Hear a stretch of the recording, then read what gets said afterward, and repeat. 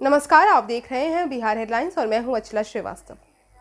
Corona महामारी के दौर में जहां संक्रमितों का आंकड़ा बढ़ रहा है, लेकिन अभी इसमें थोड़ी राहत मिली है। इस पर शिक्षा विभाग के द्वारा भी नज़रें बनी हुई हैं। क्योंकि कई सारी ऐसे परीक्षाएं हैं, चाहे वो बोर्ड की परीक्षाएं हों, चाहे वो सीबीएसई बोर्ड हो, आईसीएसई बोर्ड हो या कोई भी स्टेट बोर्ड हो या फिर कोई भी कॉम्पिटिटिव एग्ज़ाम हो, वो सभी एग्ज़ाम्स पोस्टपोन होते जा रहे हैं, जिसके कारण बच्चों में मानसिक तनाव बढ़ता जा रहा है। इसी को लेकर सरकार के द्वारा एक मीटिंग बुलाई गई, जिसमें उन्होंने राज्य के शिक्षा मंत्रियों से सलाह मशवरा किया और ये जाना कि आखिरकार किस तरीके से 12वीं बोर्ड की परीक्षाएं करवाई जाएंगी, यानी कि सीबीएसई की 12वीं बोर्ड की परीक्षाएं करवाई जाएंगी। इसी पर सीबीएसई के द्वारा, यानी कि सीबीएसई बोर्ड के द्वारा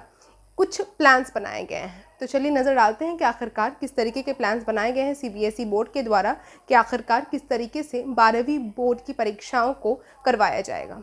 तो सीबीएसई के द्वारा ऐसा प्लान बनाया गया है कि जहां पर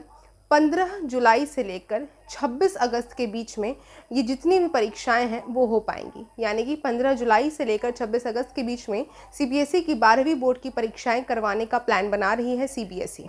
इसमें ये परीक्षाएं 2 स्लॉट में होंगी, जो कि होंगी 15 जुलाई से लेकर 1 अगस्त तक और 6 अगस्त से 26 अगस्त तक, यानी कि 2 स्लॉट के अंदर ये परीक्षाएं होंगी। और सीबीएसई का ऐसा मानना है कि क्योंकि इन परीक्षाओं में पहले 3 घंटे का समय दिया जाता था और जो कि काफ़ी ज़्यादा लेंदी होता था, इस वक्त कोरोना काल में इतना समय हम नहीं दे सकते हैं, इसीलिए इस समय को घटाकर मात्र 1.5 घंटे यानी कि 90 मिनट कर दिया जाए, जिसमें कि प्रश्न पैटर्न भी बदले जाएंगे। यानी कि पहले जिस तरीके से सब्जेक्टिव क्वेश्चंस पूछे जाते थे 12वीं बोर्ड की परीक्षाओं में, अब वो सब्जेक्टिव क्वेश्चंस नहीं पूछे जाएंगे, केवल एमसीक्यूज़ यानी कि मल्टीपल चॉइस क्वेश्चंस ही पूछे जाएंगे, वैकल्पिक क्वेश्चंस पूछे जाएंगे, जिसके आधार पर बच्चे जल्द से जल्द इसका जवाब दे सकें।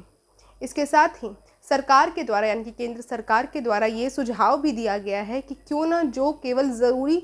सब्जेक्ट्स हैं, जो केवल ज़रूरी विषय हैं, जो यूनिवर्सिटीज़ में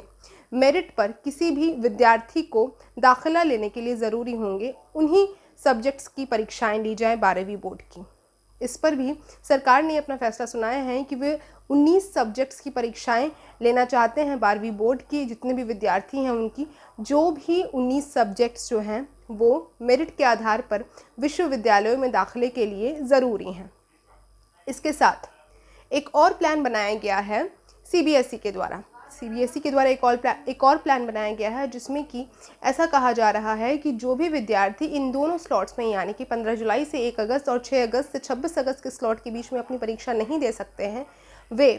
15 दिन के बाद, यानी कि इन स्लॉट्स के ख़त्म होने के 15 दिन के बाद भी अपनी परीक्षाएं दे सकते हैं। लेकिन इसके लिए सबसे ज़्यादा महत्वपूर्ण बात दिल्ली सरकार के द्वारा कह दी गई है। आपको बता दिया जाए कि केंद्र सरकार के द्वारा सभी राज्यों से ये सलाह ली गई थी कि किस तरीके से अपने अपने राज्यों में 12वीं बोर्ड की परीक्षाओं को करवा सकते हैं। ऐसे में दिल्ली सरकार के द्वारा ऐसा कहा गया कि अभी उनके राज्य में ऐसी कोई भी स्थिति नहीं बन रही है कि वो 12वीं के बोर्ड परीक्षाओं को करवा पाए। और ऐसे में उन्होंने यही कहा है कि जो भी विद्यार्थी और जो भी टीचर्स ड्यूटी पर रहेंगे एग्जामिनेशंस के दौरान, उन सब का पहले कोविड का वैक्सीनेशन होना काफ़ी ज़्यादा ज़रूरी है इस एग्ज़ाम से पहले। यानी कि वे एग्ज़ाम्स कंडक्ट तभी करा पाएंगे जब जितने भी विद्यार्थी हैं 12वीं बोर्ड के, इसके साथ ही जितने भी टीचर्स हैं जो कि ड्यूटी पर रहेंगे, वे सभी कोविड का वैक्सीनेशन करवा चुके हों। इसके बाद ही सीबीएसई के द्वारा ये सारी जो प्लान्स हैं वो बताई गई सरकार के सामने। हालांकि अभी तक ये जो प्लान बी है सीबीएसई का, यानी कि बच्चों का 15 दिन के बाद भी एग्ज़ाम दे पाना, ये अभी तक इस पर कोई भी पुष्टि नहीं हुई है। लेकिन जिस तरीके से जो ज़रूरी सब्जेक्ट्स हैं, जो एग्ज़ाम पैटर्न हैं, जो तारीख मुहैया कराई जा रही है सीबीएसई के द्वारा, ये सभी ऐसा एक प्रतीत होता है कि इन सभी मुद्दों पर बात होगी और ये स्पष्ट हो जाएगा कि 12वीं बोर्ड की परीक्षा कब होनी है, किस तरीके से होनी है और सीबीएसई इसे किस तरीके से कंडक्ट करवा रहा है।